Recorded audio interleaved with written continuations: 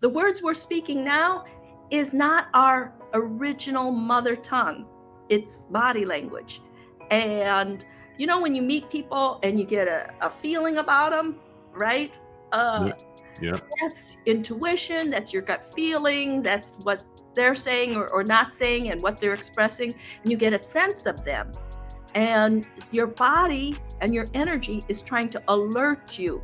So my job and I do it with passion, is to ignite people's desire to reclaim their natural fluency in body language. We only want to spend time with meaningful relationships. That's why we skip the small talk and we really just want to better understand people. And those are qualities of true leadership. And we inspire people to rise up. We don't want the attention on us. And we thrive when everybody soars. And we tend to be less selfish in some ways because we want to hear other people's perspective.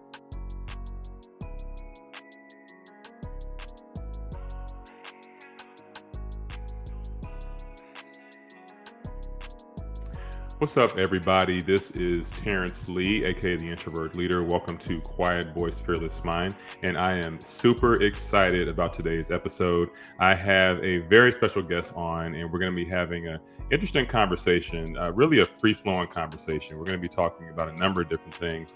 I think we're going to have a really good discussion about this. And this is someone that I've been following on social media now for a while. They've been following me as well. We've just been connecting, and it really just was exciting for me to get them on the show. So my guest is Janette Ghedotte. Did I get that right? That's Like right. Ferrari? I got it. All right. Ghedotte. All right. Well, hey, welcome to the show. It's great to have you on. Thank you. It's an honor to be on your show because I always tell people that I'm an introvert because y'all drain my energy, okay?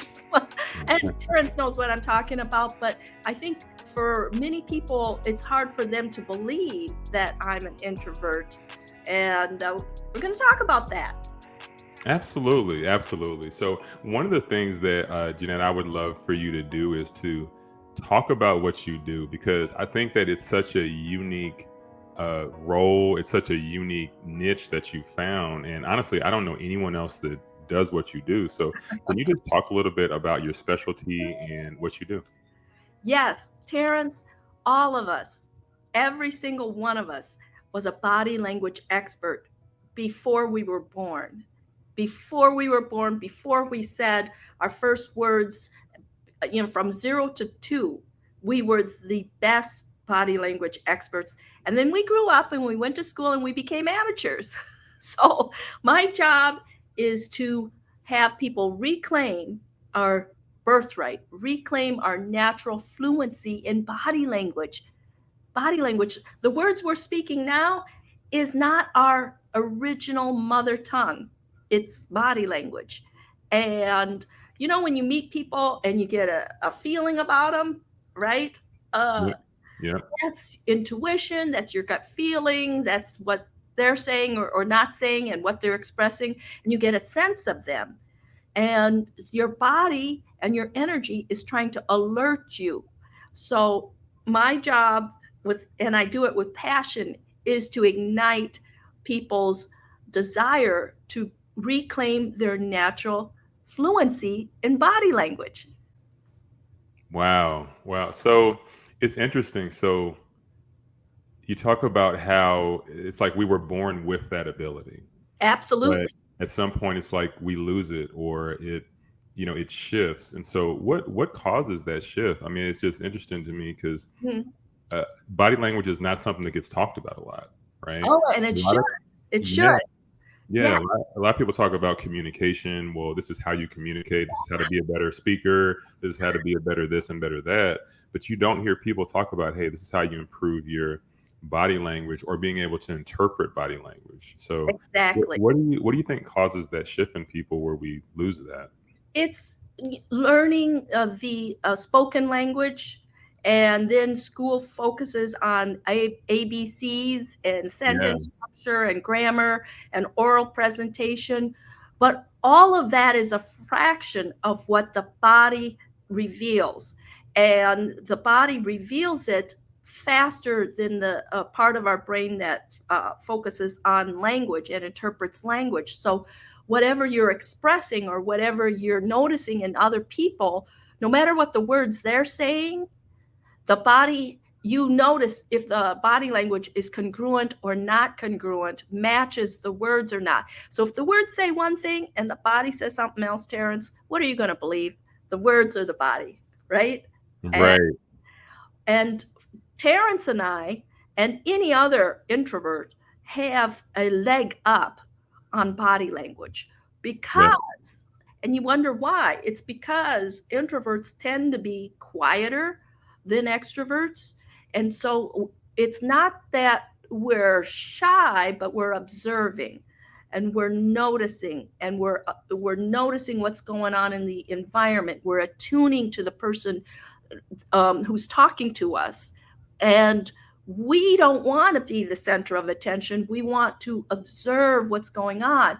And that is so important for body language. What you don't see and don't pay attention to, you're missing. And whatever you miss is costing you.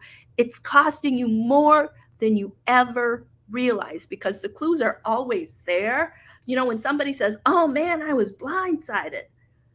Well, part of it might be true. You were blindsided, but it's because you weren't attuned, because you weren't paying attention, because you weren't putting the clusters, the clue clusters together.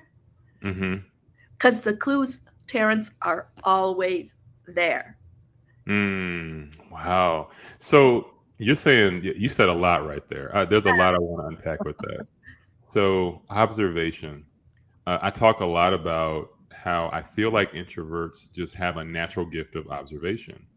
And you really hit the nail on the head with that. So, do you believe, I heard you say you think the fact that we're typically more quiet maybe than an extrovert, is that what kind of can lead to that ability to observe? Because while someone else is busy talking, maybe we're watching people, we're seeing things, we're Yes, noticing things. Is that kind of what leads to that? absolutely. When we're talking, we're not discovering. When Mm, we're quiet and observing, that's when we get the intel. That's when we're discovering more about the other person. I had a colleague who she had the meet and greet with another, colleague, and hmm. that other person, it happened to be a guy. He monopolized the whole conversation, but what she thought it was a negative that he did all the talking. Yes, it was, but to her advantage, Terrence, she got all the intel. She got all the intel that she could feed back to him and really show him that she was listening. And at the end, he complimented her and said, "Man, you are a great conversationalist. I'm going to recommend you to other people." And she Wow. was like, "Oh my God, I barely said anything." People will compliment you if you pay attention. They will think that you are the greatest since sliced bread if they feel that you're actively listening and trying your best to understand their perspective. And you don't even have to do anything else, right? Right. Right. But you Yeah. capture more when you're observing. And for business people, Terrence, when you're noticing, let's say you're pitching me your business opportunities, right? And Hmm. if you notice me distance, right? In the moment, you have to realize, oh, what did I just say to change, to have Janette change that? And if I'm doing this, right? Oh, she's showing me distancing body language. So if we were face to face, you might encourage me to get up. "Hey, Janette, would you like a cup of coffee?" And we would walk together to the kitchen. And as I take my right leg out, you can match me. So non-verbally match my pace and rhythm and speaking. Let's say I'm a faster talker. then you would want to up your speed to be better aligned with me. Now, I love your voice. Your voice is very deep and baritone. So if you were my prospect, I'd be talking like this, Terrence. Okay, Terrence, you ready to close the deal, Terrence? Right. Right. Because we like people who are like us.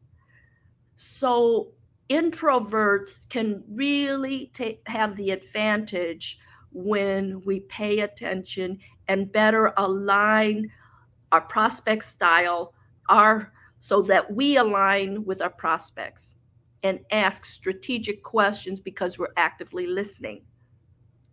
And that's Mm. our gift. I'm so happy to be an introvert. Yeah, yeah, that is, for so long, and I thought it was like a bad thing, like I thought the Oh, word introvert was associated with negative. I mean, really, I viewed myself as I'm the guy that doesn't talk as much. A lot of my friends and associates, like growing up, typically were people that were more extroverted. A lot of my coworkers, even past business partners and things like that. So to hear you talk about this and talk about some of the advantages that come with it and being able to observe and notice things is interesting. And it's funny what you said, because I feel like for some people they don't look to really observe what the other person's doing. They kind of go into a room and they say, well, I'm just going to be myself, I'm just going to be whatever I am, right? And nothing against that as far as being yourself, being true to yourself, being authentic. But I do think there's some power in what you said, right? Where you super. are observing, yeah, you're observing somebody's everything from the way they're walking to the way they're sitting in a chair when you're speaking to the way they're making eye contact or not, or all of these things, and then matching that energy or observing that energy. I really want you to dig some more into that. Like, what are some, let's say that there's an introvert listening to this and they have a presentation coming up for work or for business or something like that. What are some things that they can look for? Like if they're talking and they're in front of some people, what are some, I guess, signs that maybe it's going well?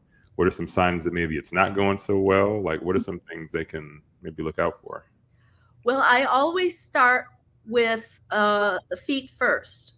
So Okay. whether you are on a Zoom call or face to face, if you can get a sense of where those 10 toes are pointing in the other person, if those 10 toes are not pointing to you, you have to do whatever you can to get their 10 toes pointing to you. So the 10 toes, the navel, and the heart. When those three things align, you have, their full attention. Most people just look right here, right? But if I'm looking at you, but my toes are pointing to the exit, then you really don't have my attention. And if you think Hmm. about it, you should look at feet first because the brain is taking in all of the stimuli from our sensory receptors. It interprets it, it sends the message through your nervous system to the feet and the legs to take the body where the brain wants it to go. If you don't have your feet and your legs, you're stuck. So that's why feet first makes sense. So if you can observe, but don't be creepy about it, right? If you can observe where the toes and the legs are pointing, and if the legs are crossed, or if the legs are bow legged, or the feet are pigeon toed, or wrapped around the legs of the chair, then you know your prospect is a little uncomfortable for one reason or another. They might have to go to the bathrooms, so it might not be something about you, but you want to always increase their comfort level, increase their agreement, because when you have comfort and ease, you get closer to the yes, which gets closer to the signature on the dotted line to do business. So, what you want to look for throughout the body is ease or dis-ease. Ease or dis-ease. Is the face, is the body, are the hands and the legs showing ease or dis-ease? If you feel or see unease or dis-ease, you have to wonder why. And it's always what's happening in the moment. When you mention price, or when you mention the restrictions of your products or services, and you see somebody start to, self-touch, or do the shoulder shrugs, or, do different body language gestures that indicate dis-ease, then you might have to switch your tactic to find out, Janette, what do you really want to get out of this arrangement? You might Right. ask more strategic questions so the client or the prospect feels heard and understood, to ease their discomfort level. And then you'll get them closer to the yes. Introverts are too quiet and too weak to lead. Have you ever heard this before? Well, my name is Terrence, and for years as an introvert, I didn't think I had what it took to be a leader. What I learned was being an introvert is my superpower. If you want to learn how to have success as an introvert, then go to quietvoicefearlessleader.com to learn more.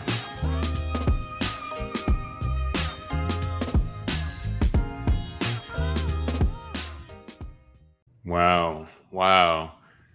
I'm going to rewatch this probably several times and use a lot of this myself. I'm going to tell you, because you are talking a lot of gold here. Yeah. It's so interesting, because I'm just thinking, as we're sitting here talking, I'm thinking about conversations I've had recently with people.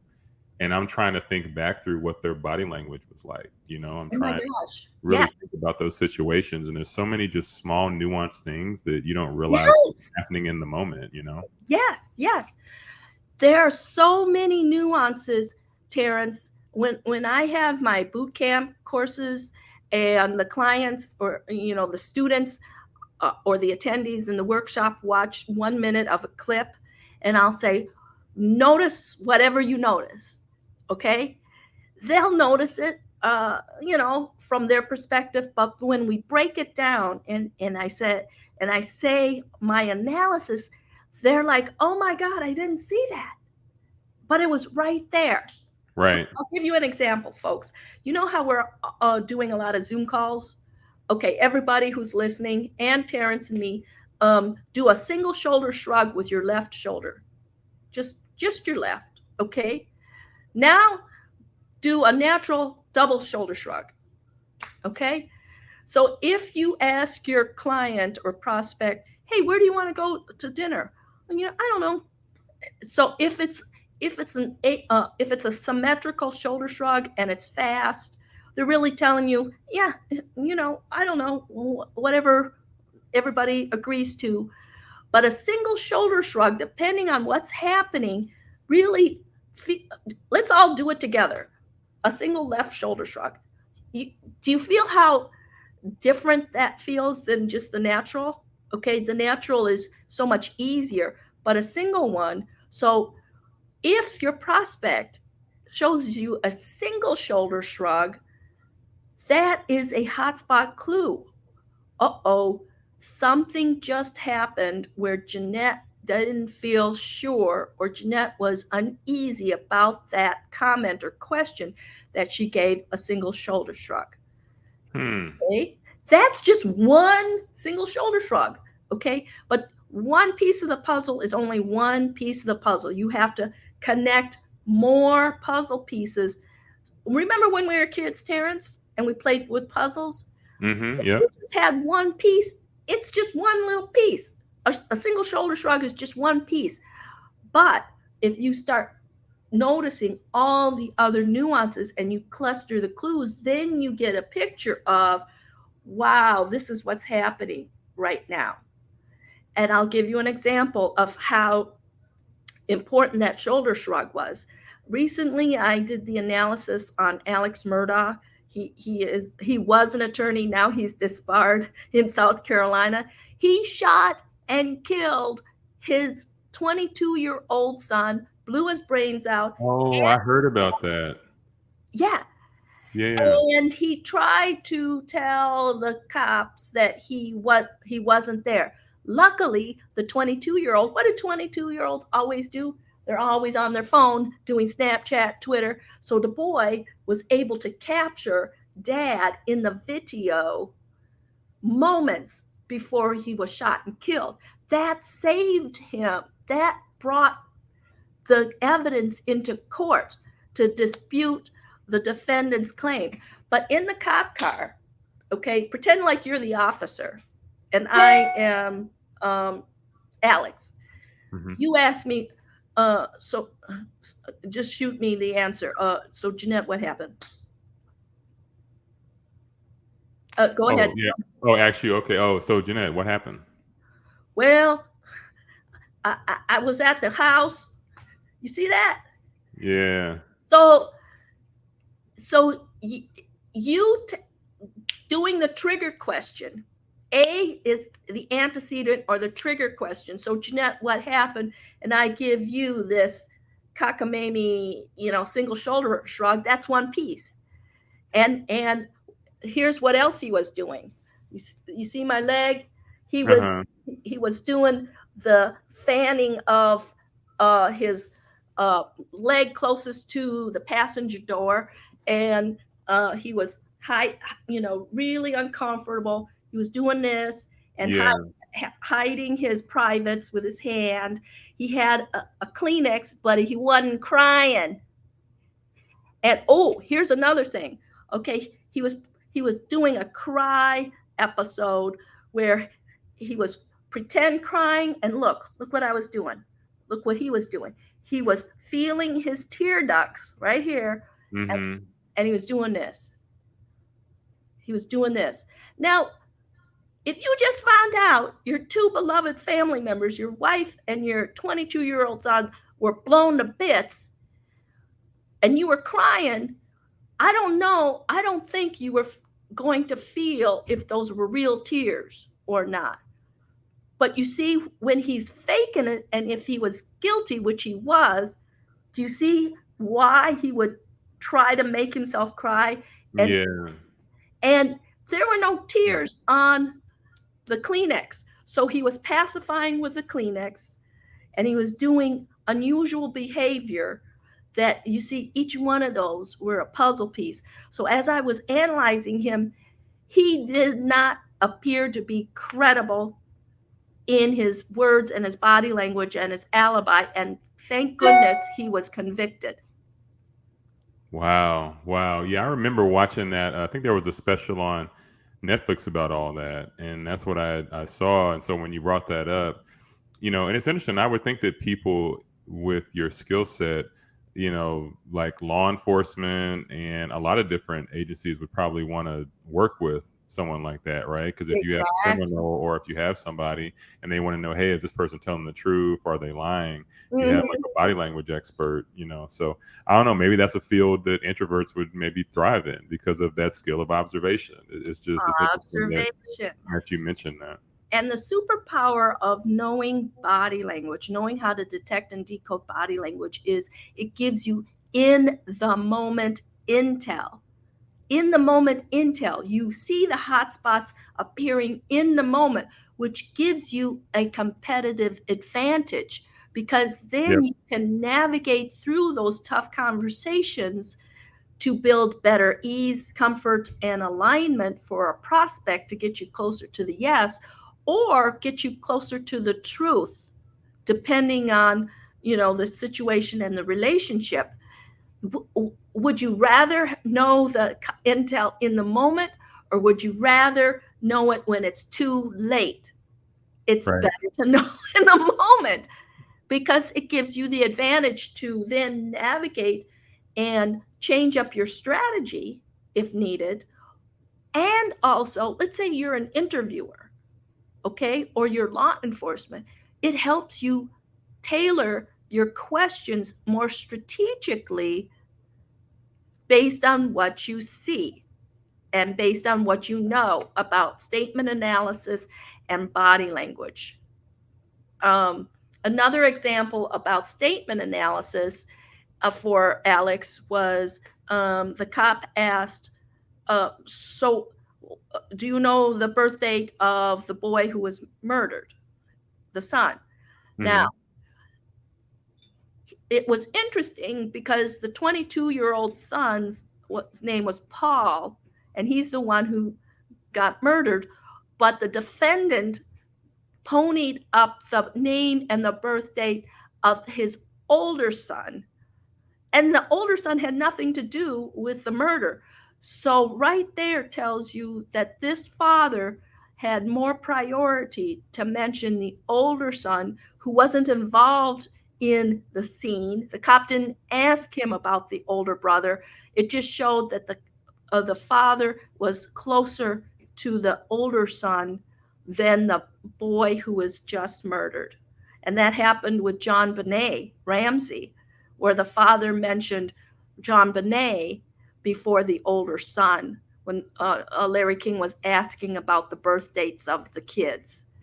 So just those little nuances you see can be invaluable when you're interviewing or interrogating or trying to get to the truth of any matter. Right, right. Wow, wow. So let me ask you, Janette. So you identify as a extroverted introvert. Is that correct? Well, I just say introvert. I just say introvert, but people see me like what you're seeing me, and then Um, they're saying, I don't know, you seem kind of um, introverted. But okay. it's really because I'm talking about my zone of genius, or I'm Right. talking about something I'm interested in, or I'm Yeah. connecting with somebody I like you. Yes. So and that is exactly yes. There's so much in that because one of the things that I run into and I hear people say is something very similar with me and with other introverts that I know. One of the things that I get pretty often is, well, you're on social media all the time and you're posting these videos and, are you really an introvert? Like I get those kind of questions and those, messages and things like that. And I think it is exactly what you just said. It's because I love talking about what I talk about. Like I love talking about the introvert experience in particular, tying it into leadership. Because Exactly. for so long, I didn't think I could be a leader. I didn't see myself that way. So my entire thing is to empower fellow introverts to show them that they can not just be leaders, but they can be amazing leaders, right? So when I'm Amazing leaders. yeah, so when I'm talking about that, I could talk all day and Me somebody might too. see me and say, "Oh, he's not an introvert, he's an extrovert." So like to hear you say that is just really interesting for me. So what do you think what do you like about being an introvert? Like when you hear that word, when you think about it, what do you enjoy about it? I love it all because I think people who are introverts tend to think deeply about things before they talk. They care about, we only want to spend time with meaningful relationships. That's why we skip the small talk and we really just want to better understand people. And those are qualities of true leadership. And we inspire people to rise up. We don't want the attention on us. And we thrive when everybody soars. And we tend to be less selfish in some ways because we want to hear other people's perspectives, whereas extroverts tend to want to be the center of attention and they love to talk, right? We prefer to listen and learn more and discover more. And we think first and then maybe we talk. I tell some people, I like animals better than people. And they think, no, you kind of like people too. No, not really. No, I, Yeah. I only like high quality, high integrity people like Terrence Lee. So, Oh, I appreciate that, Jeanette. And likewise, likewise. I mean, when it's a high quality conversation, a high quality person, someone of integrity, I really value those relationships. I mean, I value that. I can really do without the small talk. I can do without the superficial conversations or the superficial people. So whenever I meet someone that I can tell is genuine, I really appreciate that. So definitely makes a big difference. I'm so glad we're connected. I'd rather have a small group of friends, a handful of friends, than be in a crowded party of 200. And I am glad and thankful when I'm not invited to a wedding, right? Because, woo, I got out of that one.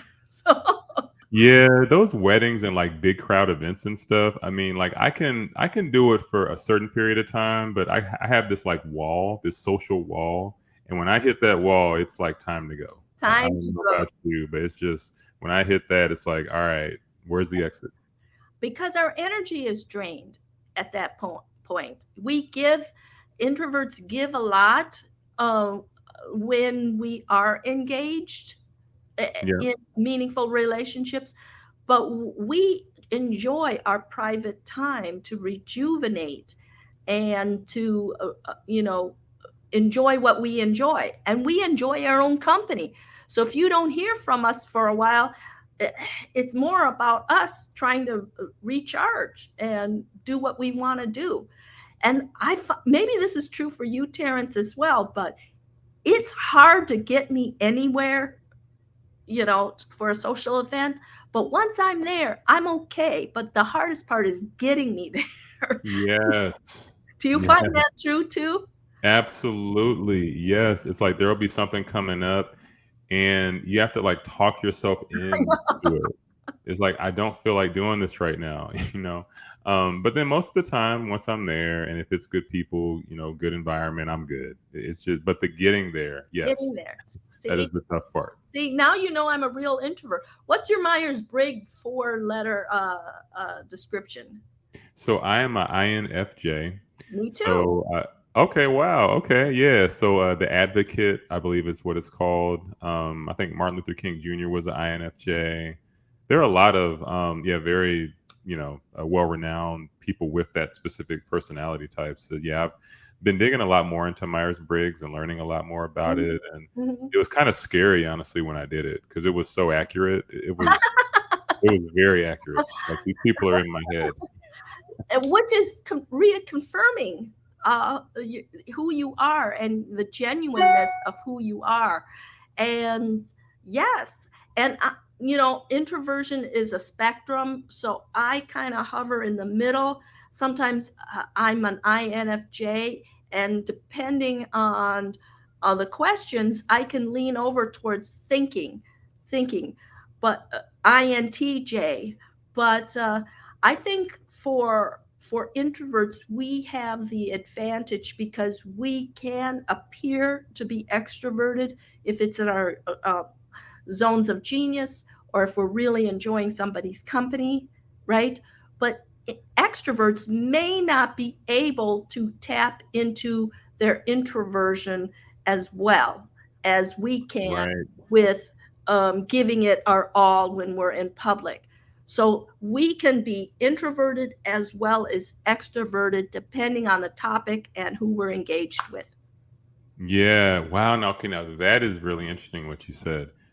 An introvert can typically, depending on the situation, transform and go more on the extroverted scale, but it is probably more difficult for an extrovert to go more on the introverted scale. And Right, I've found right. that to be true in a lot of cases because a lot of my extroverted friends or colleagues, I think they have a tough time being alone. Yeah. Like they have a tough Be time alone. with that. I love to be alone. I tell people I, I can live alone because I can read a book. I'm so boring, or knit, or uh, do what, or play with my cat, and that's a good time. Yeah, and I can read books all day. I can write. I mean, those are my favorite things to do. So yeah, Mhm. I hear you. I hear you. Well, Jeanette, this has been awesome. I mean, we could probably talk for hours, talking about this. Before we hop off here, and I ask all the guests this, one of my favorite questions. So, who is Jeanette becoming? If you think about who you are, if you think about kind of your future, and just where you see your life going, your purpose, everything like that, who is Jeanette becoming? Well, I always believe that we already have what we want. Okay, it's just living it and being it as if it's already there. So I'm already there. I'm already, because of the years of studying, right, to achieve my level of comfort and expertise in psychology and understanding human behavior. I'm already living my life to the best life possible. So, and I think that's what I put on my social media post today. You already have it. It's already yours. Claim it, seize it. And I think that's how we started our interview. You were already, Terrence, a body language expert as a baby. You just have to claim it again. You know, it was your natural birthright language. Babies know exactly who their mother is moments after being born. If they ran studies and babies were able to smell or taste elements of their mother, they would pick the right mother because they had 9 months of her, right? Right. So it's already yours, and I'm already a body language expert because we all were. I'm just reclaiming it. I love it. I invite people to follow me on social media. Follow both Terrence and me. I'm Accurate Body Language on Instagram, and I give body language tips and psychology tips so that you can have the competitive advantage whenever you're interacting with others. Absolutely. Absolutely. Yes. And I will have all of Janette's info in the show notes for the episode. And I will have all that. Definitely make sure and go follow Janette. I just think that the work that you do, again, I said this at the beginning, but it's just so unique. And it's something that I think if the people listening really lean into, there is superpower that comes with it. I mean, being able to observe, being able to really notice things about people that other people are missing, that is truly a gift. So I appreciate you, Janette, for the work you do. And I have really had a great time with you and enjoyed you being on. Thank you, Terrence. We are experts. It's just really understanding what's right in front of us and detecting, decoding, and diagnosing it so that you can get to the truth. Absolutely. Absolutely. All right. Well, hey, I appreciate everyone being on. I hope everyone's enjoyed the episode, and I'll see you again next week. Bye, everybody.